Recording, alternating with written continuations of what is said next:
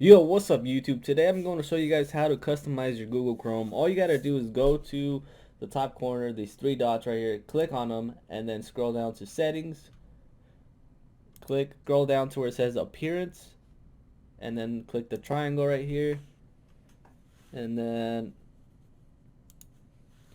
this is what it's going to look like, guys. It's going to give you a variety of stuff to pick from. You can really get into it and customize, the way it looks. But I'm going to choose something simple like this. Let's see, like this.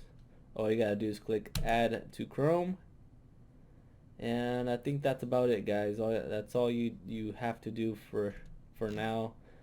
um, there's more out here like these. There might be some that might cost money, but these are free, so yep. And you can see right here at the top has changed. See?